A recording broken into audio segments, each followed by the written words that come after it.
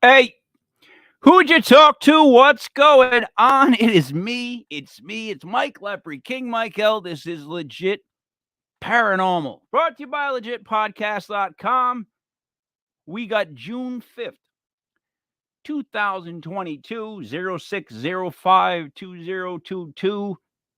Not much for the math geeks. Joining me as always, Buddy Thayer. What's up, bud? Good evening, Mike. How you doing tonight? I am doing great. I am once again back to the Stella Artois. I like Mike. I love it that you're drinking the Stella and not that awful natty anymore. I gotta thank Big Stu the next time I see him and ask him to leave another case. Moving up in the world. I'm very excited. I was able to cut my lawn tonight. I smell the fresh grass. Oh, nice job. I'm proud of you. Beautiful. And I'm looking at my beer, and my beer has some green in it. It's the green hops. I'm drinking Miami Defeat, which is I pulled a brewery out of Massachusetts. It's actually from Vitamin C Brewing in Weymouth, Massachusetts. It's a town over from where our guest hails from this evening in beautiful Abington. It's made by Vitamin C, like I said, Vitamin C Brewing, and they collaborated with JWB, which is J. Wakefield Brewing in Miami. And they made this lovely beer to celebrate the Boston Celtics, who beat the Miami Heat and moved on to the NBA Finals, which happens Game 2 this evening. And if I remember right, Mike, Thursday night when we were on USFL, you were saying that the Celtics were going to lose, and the Celtics did not lose, Mike. The Celtics won, and we're going to go on to another victory tonight. Here we go. Go Celtics. Okay, further proof that you're getting these beers and you're making them up, because that was made like yesterday. Miami Defeat. They just beat Miami. They've been in one game. And like I told you, because I know basketball, it's going to be a 7-game series. The NBA is fixed. I'm sure it will. Joining us, Joey Paranormal.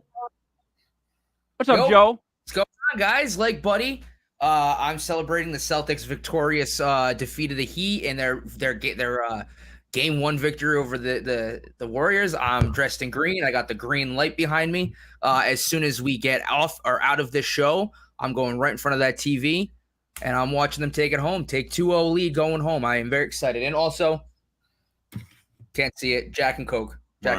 Oh, there you hangover. Go. I'm proud of you. By the way, I will be watching Hell in a Cell. Lakers? I'm doing both, Mike. I'll be prepared for Wednesday. Don't worry. Buddy, you ready to do introductions? Oh, absolutely. Hailing from the lovely Commonwealth state of Massachusetts, we're joined by two not only paranormal investigators, but they're also historical preservationists like myself, who love history and do their best to save it and love the paranormal and the mixing of the two. To my right and bottom right, also, he is the owner of the Bare Bones Gym. And I say bird enthusiast because I had that picture of you with the little bird with a pheasant or something. So enthusiast, Matt Warner and Courtney and Justin Dodge, right? Yes. Welcome to the show, guys. Thank you. Go Celtics. Mike, you're wrong. Yeah, no, I'm not going to be wrong in a 7-game series, and I don't want to start an argument with everybody. But the only thing he's not wrong about is USFL picks. That's the only thing he's not wrong about. Yeah, that transfers over to all gambling, Joe. The Celtics showed exactly what they needed to do the other night, and they're going to do the same tonight. That sounds exactly. Force him to the rim and then pinch with Al Horford and Rob Williams. I'm not going to say a word. I won't bring up anything. So, Courtney, Justin, welcome to the show. This is your first time here. What did Matt tell you about the show? That you guys are a bunch of crazy dudes. Sounds about right. I'd be insulted if it wasn't true. But now let's talk about crazy dudes, because if Matt's saying that we're crazy dudes, and now for over a year, when people are telling me stuff on the show that seems unusual, I'll bring up a story where I'll go, look, I know somebody who got a call at night from a friend who said, look, I got a haunted doll. It's really bad. And he said, I'm coming to pick it up. And I said, I don't understand why you would do something like that. And then he said, I brought it home. And I'm like, why would you do that? I put it in there. And then,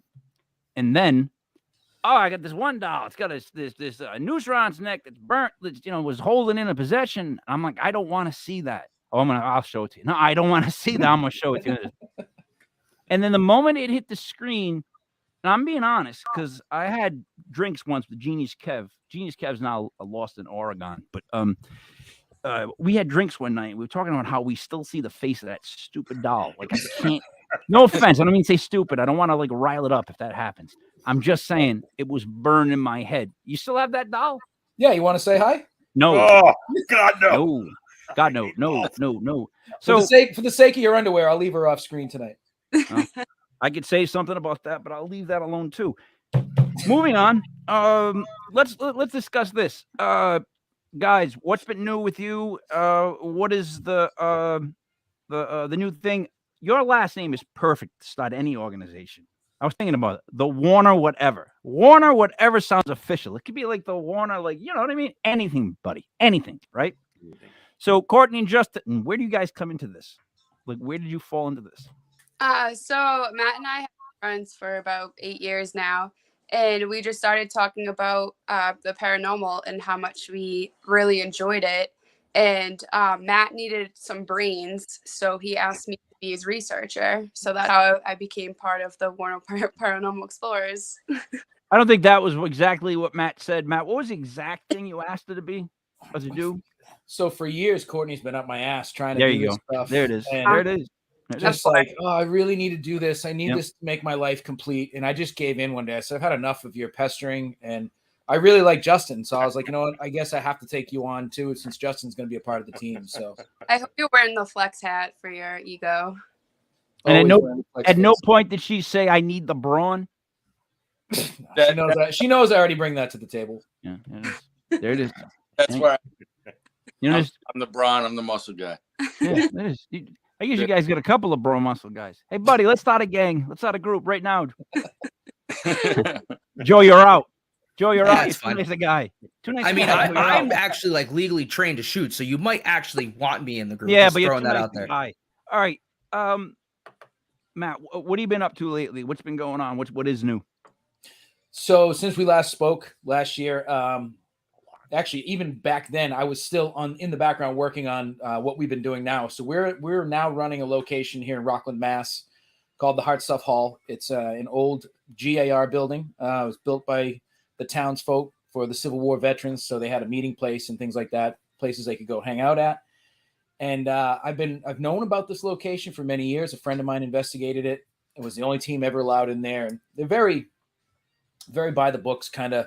We don't believe in the ghost stuff, even though they've all had experiences. They just blow it off.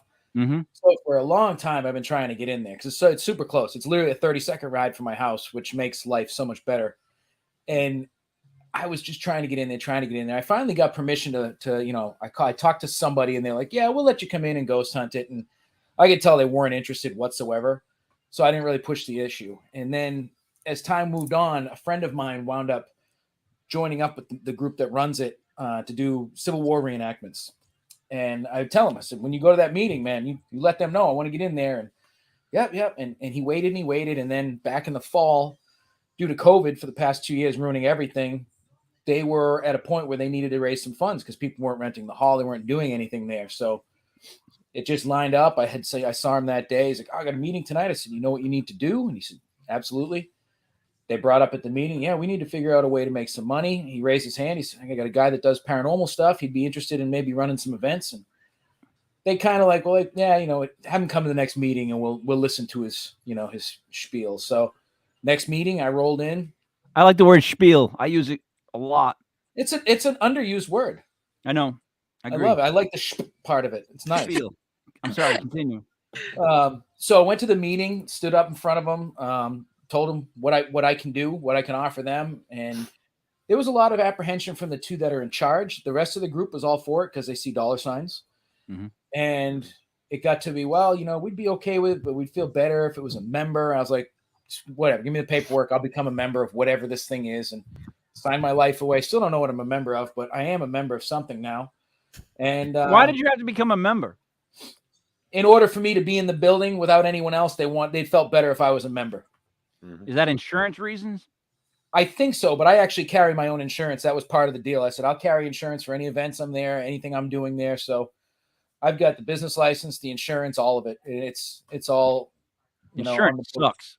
Oh, it does. It is such a shitty cost, but it put their mind at ease. And So, you know, it took a while, and then they let us come in, and I handpicked some people that basically so I created the Warner Paranormal Preservation Society as an offshoot of the Explorers. The Explorers is myself, my daughter, Courtney, and Justin.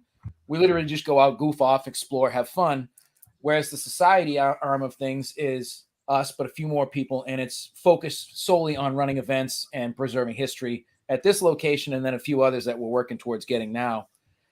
And I basically picked a few people that I like and that I could stand 4 or 5 hours in the dark with. That's how I kind of chose people, because I don't really like most people anymore because the field is toxic as hell. And I just, you know, we keep to ourselves for the most part, but which I also think is keeping some people away, but I kind of laugh about that, you know, as I'm sitting there by myself. I'm like, well, you'll never come in. So how do you?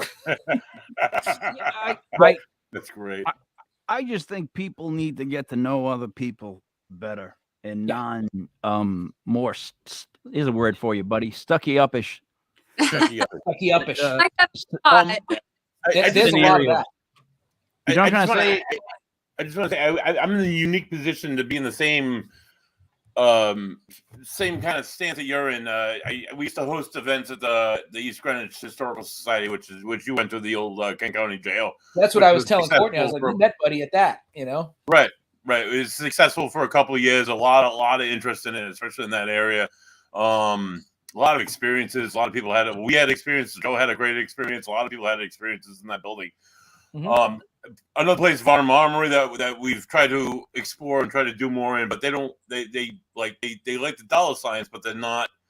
They kind of like standoffish. They don't want the whole ghost thing getting wrapped around that. How do you separate that as a historical guy and as a paranormal guy? Because obviously you don't want to overwhelm a historical location with so much paranormal that it totally takes away from the historical aspect of it.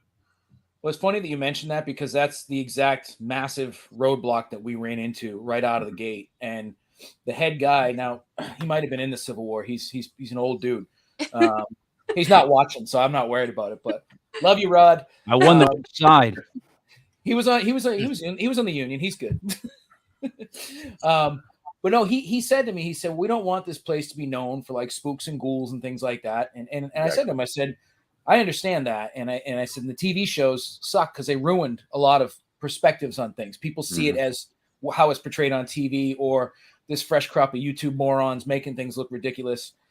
So I explained to him, I said, we're very respectful, and I would be sure to make sure that anyone that comes through the door is respectful of the history. And thankfully, one of the people that was there, one of the members, she said, well, I know they do some stuff in Gettysburg, obviously. And I said, Gettysburg, they have a huge convention there every year. They have tons of ghost tours. Everything is done respectfully. They're keeping that history as fresh as the day is new, and people are doing both. And we're trying now to bridge the gap of history and paranormal at this location. And we're having a lot of fun, but we're actually having some pretty damn good success, because we're at a point now where all these members, they're fully on board. And it's not just because of the money. They're seeing how much we do care, how much we've put into the building. We have the town historian working side by side with us, giving us all this new information, which has been super helpful, and cross-checking things that we're finding out spirit-wise. And so it was hard. So, Justin, are the history buffs being too pompous? Are they too, in other words, I feel like you should lean into the paranormal aspect of it. Like, if you're going to do it, why did not just go ahead and do it? Lean into it all the way. And I think that by dealing with these history buffs, that they want to remain it's like a librarian. She wants to remain stoic. You gotta abide by these rules. And it's like what rules? What are you talking about? Loosen up. Let's just do this. Let's just lean into this. Is that what you think it is there, Justin? It is kind of a struggle sometimes with those type of librarian kind of mindsets. But, I feel as though the way we approach things, and we kind of give them our respectful historical point of view, it kind of eases their worries. And they eventually come around, and because they know we have the best of intentions and stuff. So Courtney, as the brains of this organization, What do you think it is? I mean, do you think it's just the bureaucracy of it? Or do you think it's just they don't want the attachment of spooky ghosts? So we're not really serious. Like, I don't understand how history people can be like that. Like, why would we believe you're not really serious? You're history. I think there's a lot of skeptics in there. History people, those type of people are like by the book. So they're like, well, this is how it goes. This is how it went, and they can't really grasp the aspect of that there are something else out there. But it amazes me because someone who loves the history and who obviously believes, it's so cool because we can tell stories. Like we are actually, it's like we're kind of living in that history because of the spirits that we're dealing with. So they're worried about mockery, is what the whole point of this is, right? Basically, it seems that that's kind of the case. It seems like they had a taste of the Biggins. You know what I mean? Like worried that was what we were going to be like, and come in there and disrespect everything. And I like to push the boundaries, but I'm not going to do stuff like that because there's a line that even I don't cross. I think the word paranormal gets a bad rap in a lot of ways. Like, in other words, so somebody dies in a really extreme moment, and they're imprinted on something, right? Okay, why is that lumped in with Dracula and Loch Ness Monster?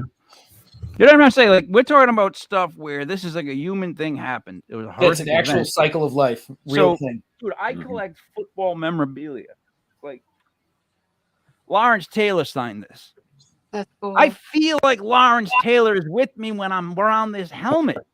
And that's just a signed memorabilia. You know what I'm trying to say? Like, there's like imagine in a moment of like crisis, the imprint that can be made on certain things. So why would that not be a great link to the stories of the history of everything that they have? Like, it's paranormal, but it's not. It crosses. It's weird when it gets to this history thing of this part of it. This guy's right here. Is it paranormal? Is it history? Because we have to accept at one point that, like, I mean, yeah, there is some sort of spirits. There is some sort of like I don't know if it's a loop of time. Every time and then there's like weird events that reoccur over and over. These things happen. Like, we've seen them enough. People have, detailed enough. It's been written about enough. Like, again, I keep saying we're at the point where they come on TV on the news and they say, hey, by the way, there's UFOs. And we all go, it's no big deal. What's on next? It's like we can't be shocked. So, yeah, I think these historical societies need to embrace someone like you because one thing they're always complaining about is money. Yeah. If there's one thing a historical society complains about is money. They never have money. They're really good with old stuff, not really good with money. Yep. Buddy, your thoughts? Because you deal with this. Oh my God, absolutely, Mike. I as somebody who volunteered I raised money for the East Greenwich Historical Society. They were 99% of them were elderly, and none of them they were doctors. They were like historians from the town, but none of them like really had a dime to put into this place. And the building itself, the structure itself, was built in 1797, the original structure, and then the back jail, the old brick jail, was put on. And over the years, they put in indoor plumbing and yada, yada, yada. But when I was dealing with them, I was raising money for them because their north and their south walls were deteriorating almost completely. And they were going to like fall. The house was just going to fall over one day. They ended up selling the location for a lot of money. And the new owner is a private owner, and he's trying to restore the building, which is awesome. But he's not, as far as I know, they don't want anything to do with the paranormal. But yeah, well, at least your efforts saved it, though. Yeah, right. We worked towards it. We raised a lot of money to go towards it. We raised money that helped them to get a grant where they did repair some of the plumbing and stuff. So, I mean, we did have an effort. It's stuff we do at Varnum, where Varnum gets a lot of grants and fundraisers, a lot of grants through private organizations because they're a museum and stuff. We had a gallery reading and raised money to pay for their energy bill for half the year. Now, this is a place that runs like coolant systems and environmental air coolant systems just to keep their museum artifacts intact. So that was a really big help for them. So that's hey buddy. Yeah. So I got solar recently. speaking of energy, did I tell you this? So No, I pay man. $105 a month now, right? A flat fee for the solar, and then it eats away my electric bill, Oh, whatever I nice. generate. So I paid the 105. My electric bill last month it was $278 because I get so many people in this house and I Right. do all this stupid podcasting. This month it was $9.28, buddy. Wow. That was that's one of the happiest moments of my life. Now, when people make me look back on life and they say, "What was like your happiest moments? Getting married, you having kids? What was it doing when you discovered this? When you were here?" I'd be like, "No, dude. When I got an electric bill for $9 and some odd change, That's tremendous. it Like, good for you. changed my life. I wanted to go up and kiss each solar panel, but I thought the neighbors would get offended. I did not. I'm sorry. I did that. Let's get back on track. So Matt, we're doing this show on the 18th, right? And the reason that I want to do it is simple. I'm getting presenters that I have to find entertaining myself, and I want to do it. It's not stand-up comedy, but in that setup, I'm trying to stay away from screens. Good. Evidence that they got to play because like Buddy was PowerPoints talking about and earlier, all that it's crap. just so much to deal with. I want people to get up 20, 30 minutes and tell either stories or explain what it is they do, a little bit of everything. Like, it can't be the same, give me a speech on the same, like, I don't want that. I don't want slides. I can't stand, nothing I hate more than slides. But the whole I have never done a presentation like that. I don't do tech. I don't deal with that shit. Like, I get up there and talk, so you got me. I can't promise how good it's going to be, but you have to worry about tech issues. It's going to be, so first of all, we've got we're at 8. I capped it at 8, 2 people doing little short things, but, and we're going to get, I'm going to get drunk. Like, I keep saying that. People think I'm joking, but no, I'll be fine. Like, I'll be able to operate. I've done this before. But, and I know the club owner, he used to deal with me when we were in the bands, and so we're going to pack this little place. Like, it's a little club that holds maybe 150 or so, but it's going to be a crazy night in Providence, Pawtucket, and I'm looking forward to it. Good time, man. So, definitely. with the dolls, how are they doing in the sense of pecking order? Like, how has that been going? So it's been, for the most part, pretty calm, pretty sane. I had an odd week, and I'd like to chalk it up and blame retrograde like every other person out there. I will say I moved some stuff around in here. I went on a couple weeks ago. I was like, I'm going to buy a bunch of Ouija boards because I need more. And they've been sitting in a stack. I'm up to 45. That might be the only too time many. that sentence ever has been said ever. 44 too many. Oh, I won't stop until I can build a friggin' fort out of them. You know what I mean? Oh, I don't even like the smell of them. I don't like the smell of them. Really? Like, I love new clothes. Like, I'm a freak. If someone buys me a shirt, I'm like, and like, what are you smelling it from? I like the smell of new clothes, but I can't stand the smell of Ouija boards. Even the smell of them is creepy. All right, so no Ouija Justin, boards. back no me up. dolls. Am I right? Justin, you smelled Ouija boards before. Am I right? Yeah, I've actually smelled Matt's Ouija board before, and it's a little weird. I didn't want to admit that on the air. You're not supposed to talk about that experience either. But so I'm gonna get sued. are they all I don't want to say generic, but are they all just the same Ouija boards? Or are you doing the whole the Simpsons Ouija board and things like that? I've seen really crazy, spooky ones. This is my baby. This one's from 1919. This is the best one I've got. Yeah. But I got. See, and the problem is I get a bunch of them sent to me from people that think theirs are haunted and shit. So yeah, send them my way. I'll take them. So how do you figure out if they're haunted? I've never had any interactions with any of these haunted ones. But how do you test it out? Like, how do you take it for a spin to see if it's haunted?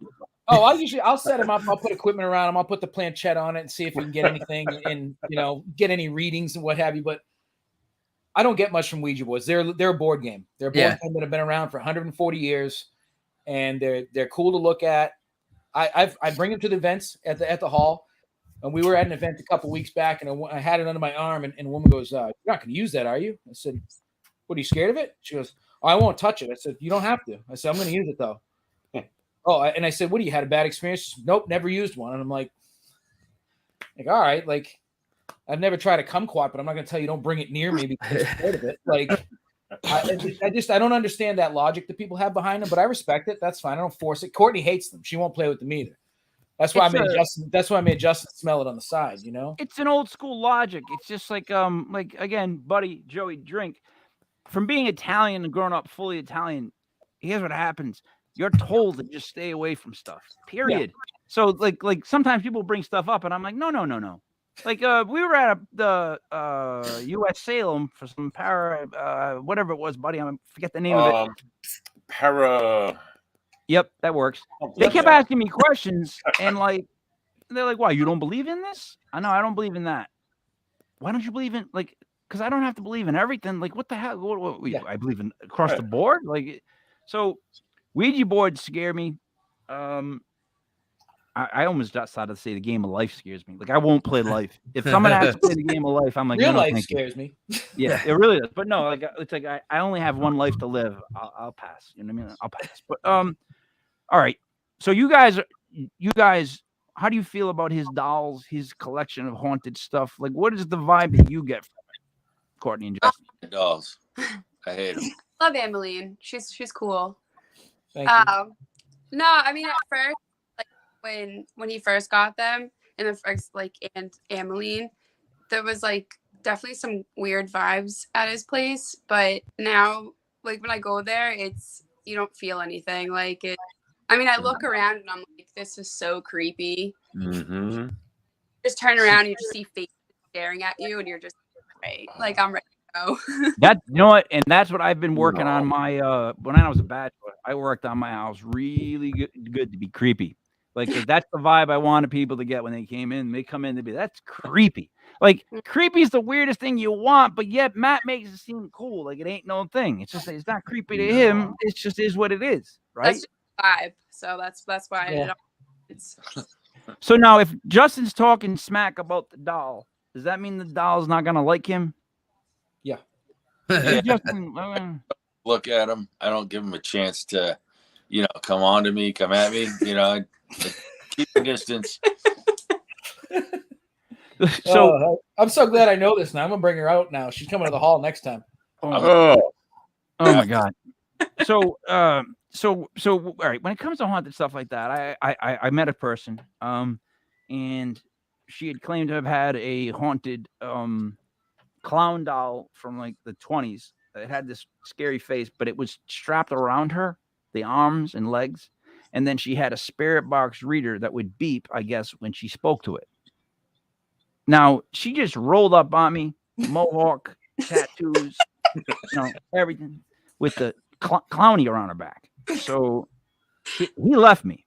Buddy left me for one of his, Joe, you back me up on this, one of his classic, oh, God, I had to go to my truck, and the next thing happened, I'm going for 3 hours. I was hanging there. You do it all the time. So she's asking questions, why don't I believe this, why I believe that? And then she was saying how she met Clowny, and she has the first and only real relationship with a paranormal doll. Yeah, she was nuts. I met her later. She's kind of wacky tacky. I don't know. I can't say that yet because we don't know. But anyway, I can say it. I would the vote thing that. was supposed to beep when she asked it questions, right? Allegedly. And I said, I didn't know how to get the conversation to end. Like I didn't know what would be an ending to a conversation with her. Like I didn't know how to wrap it up. So I was pretty much like, you notice how it's not beeping now, right? She's like, oh yeah. I see. That's because stuff like that doesn't work around me. It's probably not a good idea. Maybe back up. It'll probably work. I got like a blocking. She goes, what? And that's the one who asked me for all the stuff. But it never beeped when it was near me, guys. I swear to God. And then as we're leaving, right, buddy? It doesn't beep when I'm near her. And walk by it, and then we go out the door, starts beeping. Dude. I'm just like, yeah, fuck it. I'm out. I don't give a shit if that thing works, doesn't work. I don't care. Like Clowny was not.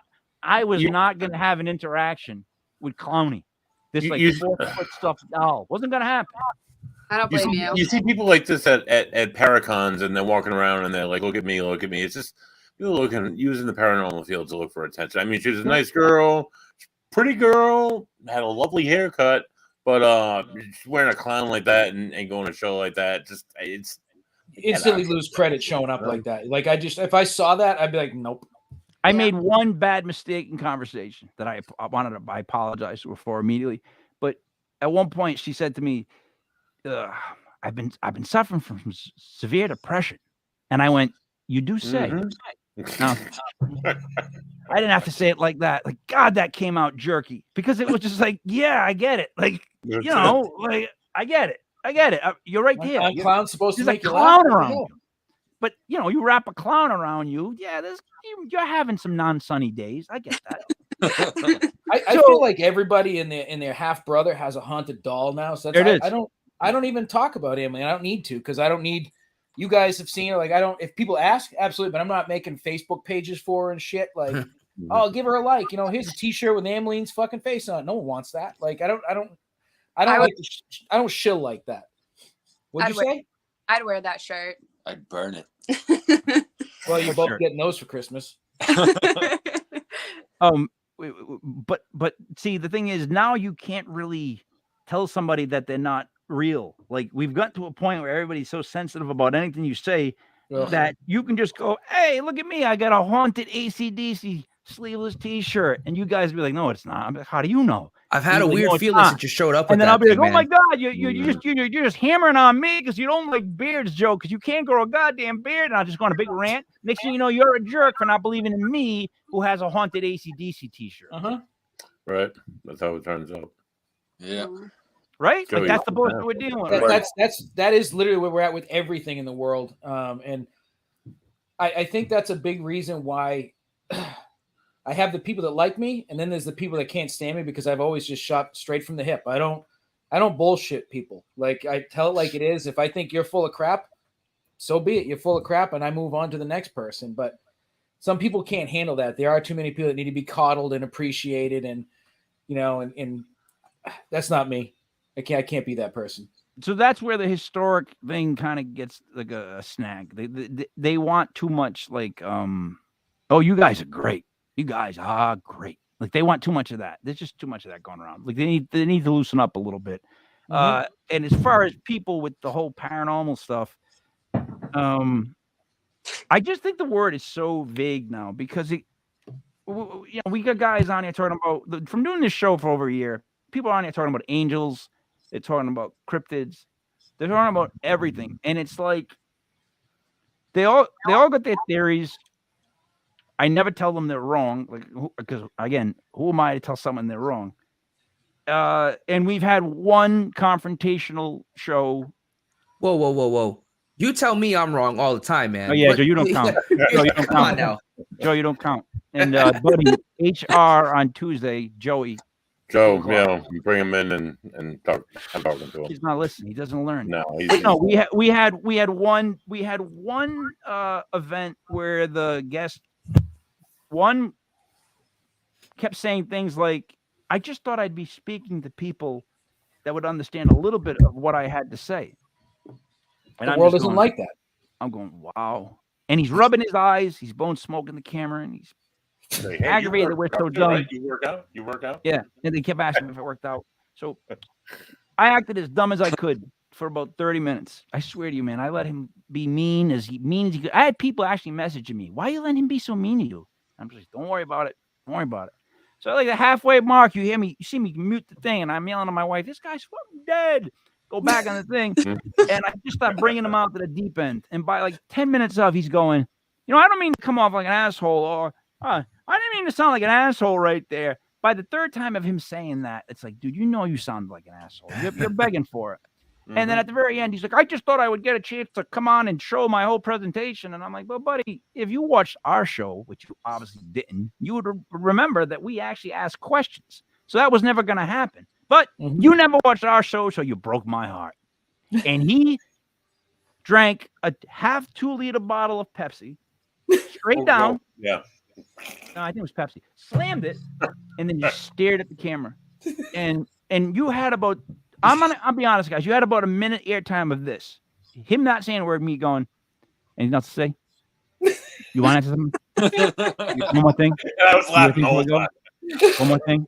Anything else to say? And finally he goes, no. I'm like, well, 4, and I do my rant and I'm out.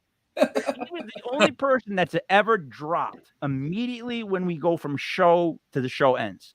Like, we always end the show and we're always like talk to each other before we leave. Dude was gone, and it was like, Immediately. I guess we're too dumb. Like, that's another thing with the whole paranormal world. Like, God forbid they consider you dumb on impact. Like, if they look at you, they go, "Nah, he's not gonna understand all the big words that I have." Like, I got a guy in paranormal that's been messaging me. I swear to God, there was a couple paragraphs. I'm like, I'm gonna have to look the shit up. Like, I don't even know what he really means by a couple of these words. I'm being serious. Like, does that mean yes or no? Like, I get it, but I don't get it. Like, you can speak to people in a different way. And I guess this is what I'm long-winded trying to say is the whole history thing is they got to meet the paranormal people halfway. I mean, yeah, are there paranormal people out there giving everybody else a really bad name? Yes. But historians are giving themselves a bad name because they come off as pompous, arrogant, and it's like, why would you want to work with someone like that? So it's like they shoot themselves in the foot. At least that's like been my reaction. I think a lot of them are that way because with history, it's mostly tangible. They can look things up in a book. Whereas it's all a pseudoscience. It's just what we feel and what we see, what we've gathered based off equipment that's not even made for paranormal stuff. It's just equipment that's made for plumbing and electrical and shit that we take as, the gospel a lot of times. Or the spirit boxes. I have fun with the spirit box, but the chances of it being legit are very slim. Are they fun? Hell yeah, they're fun, especially when it says your name. That's cool. But to a historian, how can it say your name and not be? How can it? So if it says your name, how would you say it's no big deal? Well, that's right. You can't. And at this hall, that thing asks for Courtney all the time. It asks for me all the time. They know who we are now. And I don't know. That's the one thing I believe in. What's that? That's like the one thing out of this whole year of stuff that I am locked in on is that. So I believe in, oddly enough, vibrations. I just think everything's like more of it's all vibrations. Our life is vibrations. And I think that there's multiple lives, multiple moments happening all at once, just vibrations. I think every now and then there's like a touch where we bleed over. That's how I feel. Like it's almost like that the Mandela effect, little things like that. I think the greatest way to pick up something would be through those waves. That's a way to connect with vibrations. That's what music is. So that's, to me, where it would come in the most to pick it up on one of those frequencies. Courtney, what do you think? You just spoke like a bunch of gibberish.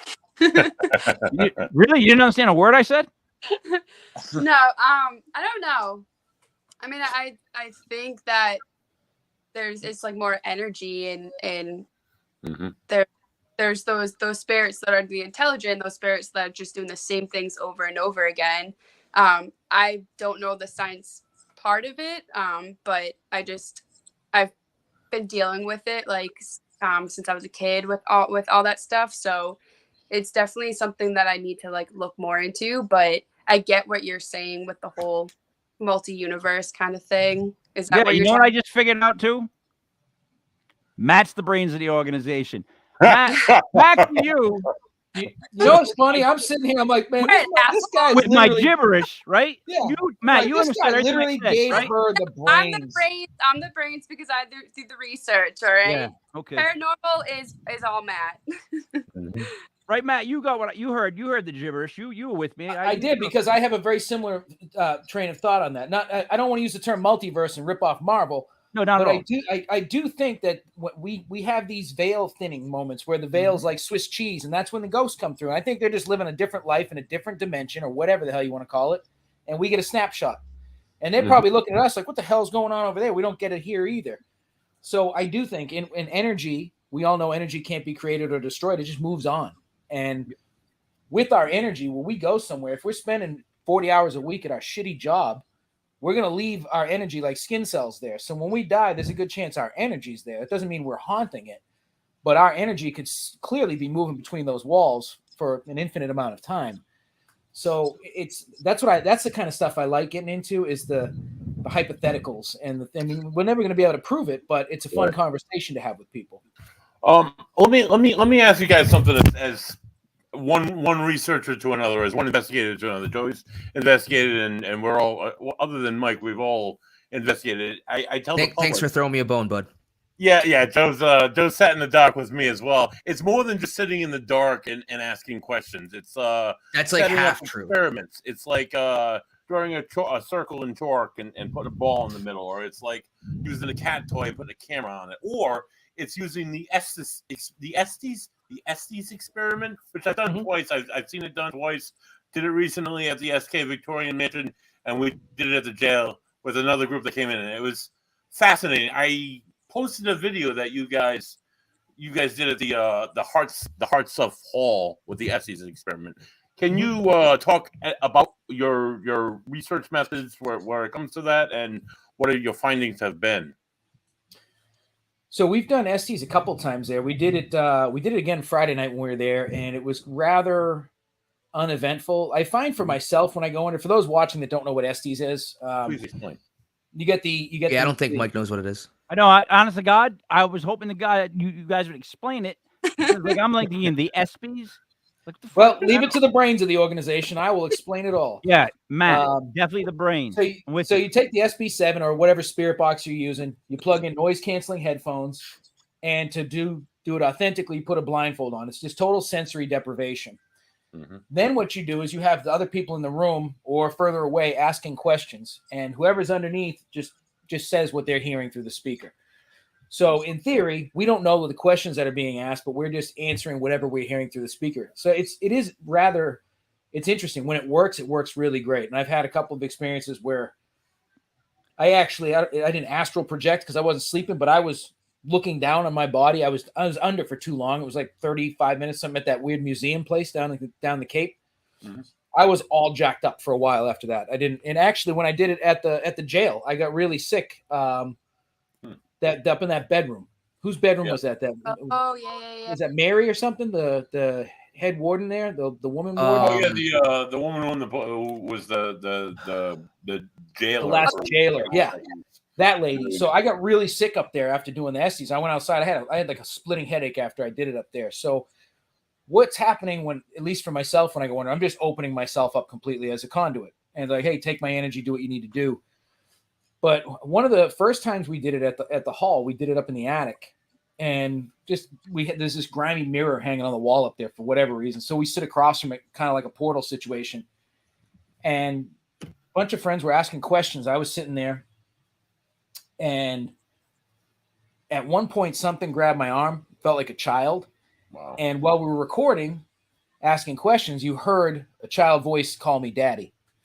Ooh. And that was pretty. That's on. I think that's on our TikTok or our YouTube or both. All right, time out. Yes. So there are. First of all, we're sure that it was a child that calls you daddy. Well, there's a lot of people that call me daddy, but that point was a child. Hey-o. Just wanted to clear that up for you. Secondly, so there's two camps. One camp believes that whenever you hear a child's voice, it's never a child. It's always something sinister. One camp believes that you can actually hear children and that they can get stuck in the whole spirit time loop, multi-universe, Courtney, type way of things. You know what I'm saying? So where do you guys land? What side?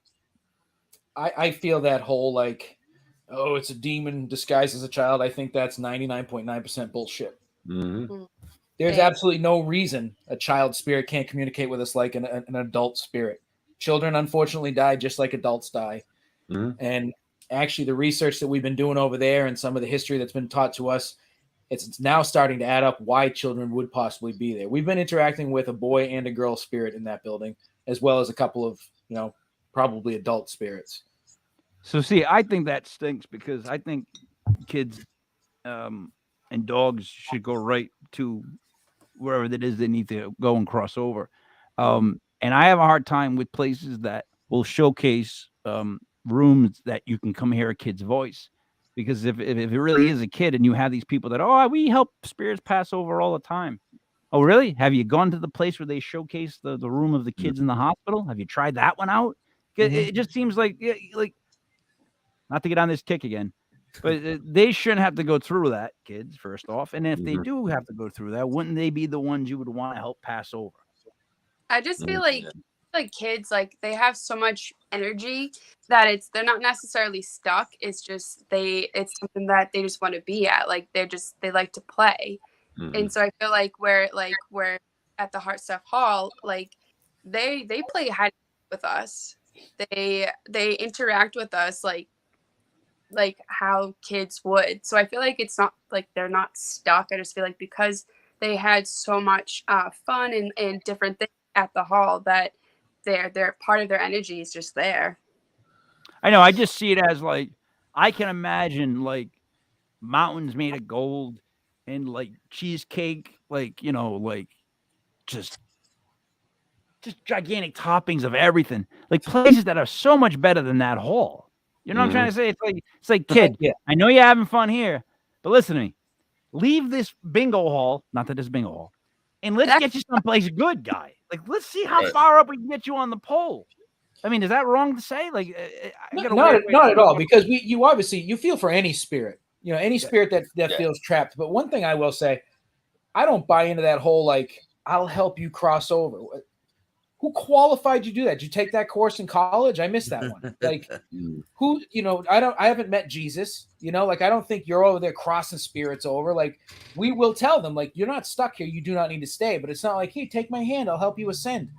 Get the hell out of here with that nonsense. Isn't there a college though? But is there not a school now that teaches? I'm sure you could pay $49.99 online and get a course in it. No, but buddy, isn't there really a school that everyone talks about? Well, no, the Ryan Research Center does research on ESP and mediumship, but they don't actually like teach people how to ascend spirits into the afterlife. No, they do project. Is this real or not? No, she taught astral projection. Astral projection. Astral projection. Well, coming this fall is Warner Online University for Crossing Spirits. There it is. Yeah, we'll put up a discount link at the end of the show. $500 off, $249.99. Tell you what, you could take the $9.99 King Michael bullshit one. I'll tell you who's bullshit in about 5 minutes of conversation. I'm very good at that stuff. I'm very, very good at that stuff. Like, and here's the thing. I think paranormal is when you have a vibe on somebody, when you walk in a room and you read them, you feel them, you know exactly what they're revved up. Like you can tell when someone's got like an ulterior motive.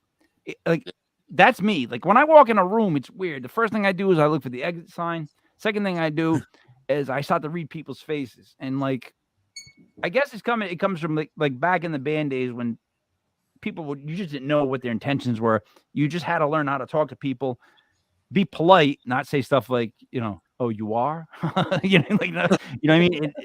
And get through it. And it's not, I don't know, man, it's not an easy thing to have conversations about. And even giving paranormal speeches, like that's why on the 18th, I can't wait to do this so bare bones. Like, in other words, taking away all anybody's slides and shit and just making them stand there and talk to the crowd in that small club atmosphere, which I think is so much better than halls, guys. I know you guys do libraries, buddy. You've done before and stuff like that. But like, I would rather have a beer and listen to some couple people tell me some stories. That's true, I'm going to smash a few drinks. I'm going to turn it right into a live unpopular opinion. I can already see it happening. I'm worried about, because at the end I want to have like an open discussion. Christ Almighty, that could be like, you know what I mean? East Coast, West Coast. You know what I'm saying? Like, it can get bad. All right. So let me ask this. So, Courtney, Justin, over the last year, especially with Matt, what has really stuck out for you guys? Is there any moments you've had that made you, like, in that just this last year, be like, wow, like this? Yeah, this is what I'm supposed to be doing. Complete opposite. I said, wow, I shouldn't be doing that. No, and Courtney, I cannot win with you, by the way. My hell. I can't ask a question that you can answer because every time you ask a question, you tell me it's the opposite. So why ask the question? And then if I ask you something that I actually give you insight and I'm giving you my feelings, you tell me it's like gobbledygook. So Justin, What have you learned over the last year, buddy? What have you had happen to you that made Yeah, you think Matt. that this is what you should be doing? Set me up on this one. Justin? So yeah, I mean, over the course of the past year, I've actually spent more time with Matt than I have my entire life. So I've really kind of gotten to know him, gotten to know, how he approaches situations, how he approaches the whole paranormal field in general. But Justin, well, here's what I can sense coming. You haven't had any experiences. You don't like to get involved with that stuff. You stay away from it. You try to stay clear of it, huh? Yeah, I mean, I've had too many. He was the group skeptic. He's starting to see some things that he can't explain now. Yeah. Yeah. Or time. So now I'm curious though, Courtney, what was the experience you had that made you think the opposite of this is what you should be doing? Like, was Thanks something a lot, that, Joe. Yeah, well, I mean, I'm on a cliffhanger now. Like, was something that terrifying? Was something that bad? And Mike's just going off on his own Courtney's thing. literally full of shit. That's all it is. Yeah, Joe, thank you so much for asking that question. No, it's just like my name being called, and then Oh yeah. time where we were sitting in the ballroom, and we had like the theater style folding chairs, and they were all folded up. And right behind me, one of the chairs just slammed right into it, and I ran.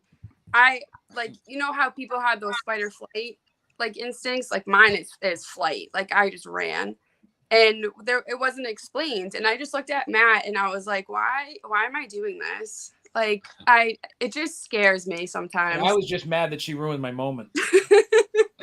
So is it like you're afraid of opening up the can of worms? Like you're afraid of like letting yourself be part of that type of world and letting stuff in?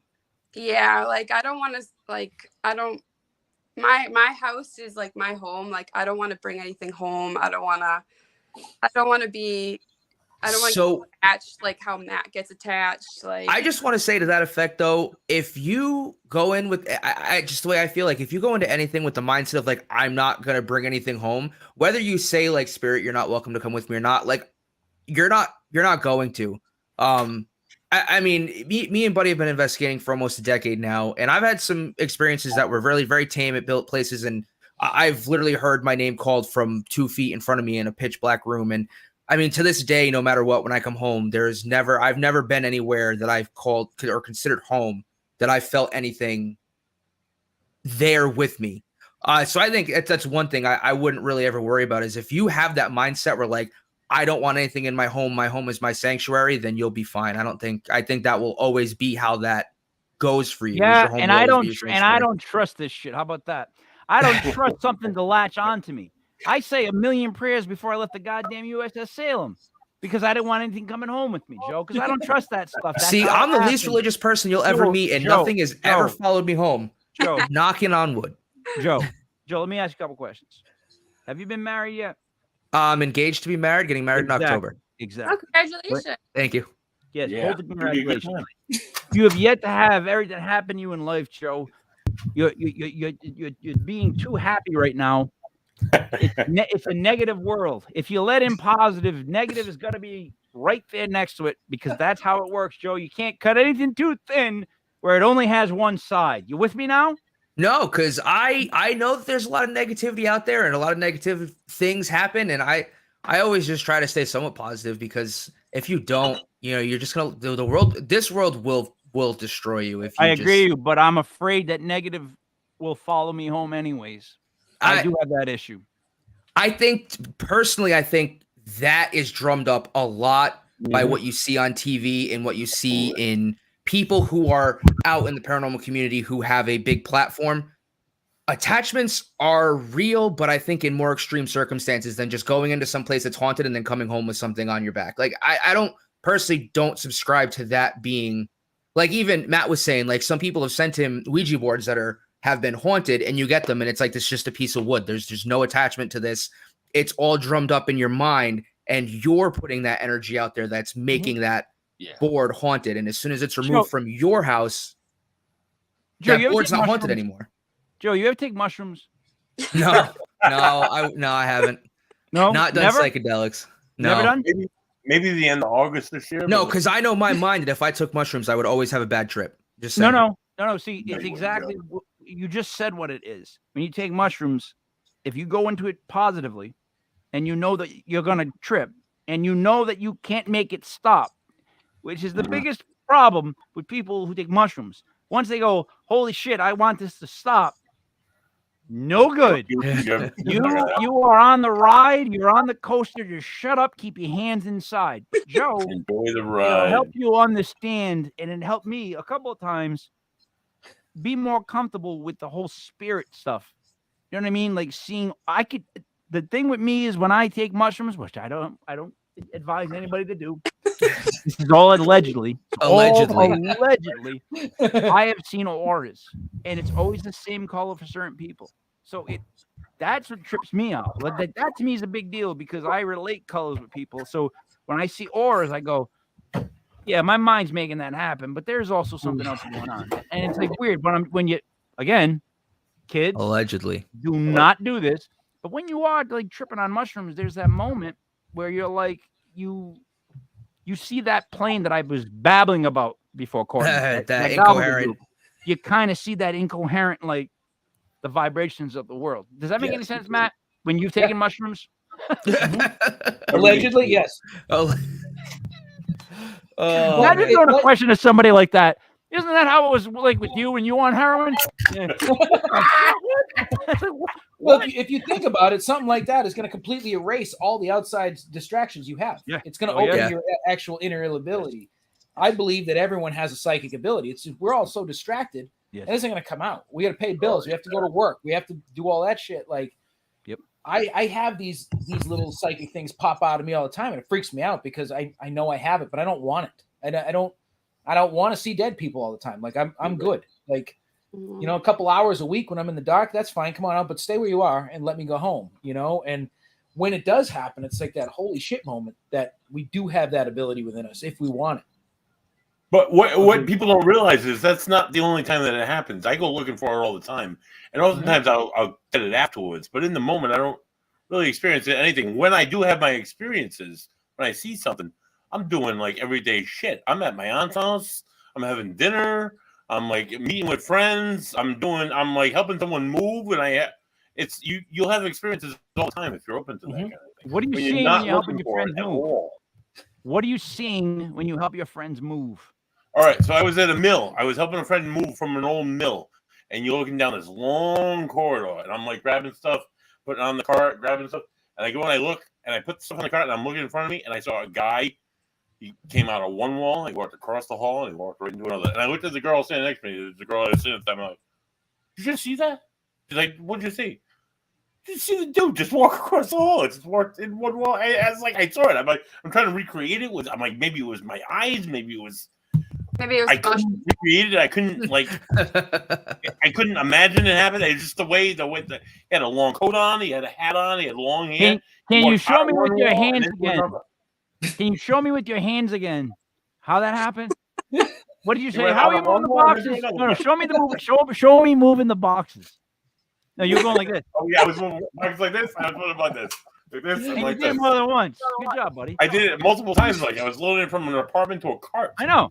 I'm proud of you. I'm being honest. I'm awfully proud of you. Years ago, right? But yeah, no, it's like it happens when you least expect it. It doesn't happen when you're like on a ghost hunt. When you have all the recorders going, it's when you shut all the recorders off, and it's just you and Joe sitting in that room, and the guy's voice comes through. It's like, what the fuck, dude? You couldn't have done this 5 minutes ago. Yeah, like moments like that as a ghost hunter, or when you're just going to see a flag being restored at an armory, and you go to open a door, and you hear someone go, "It's locked," and you're like, "Hey, Patrick, did you just tell us it's locked? It's unlocked." And he's like, "I didn't say a word."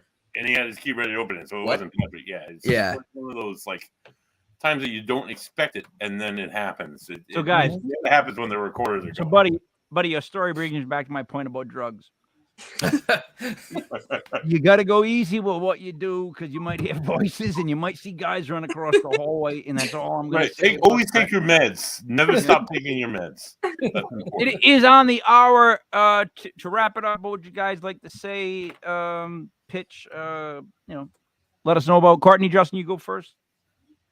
Go ahead.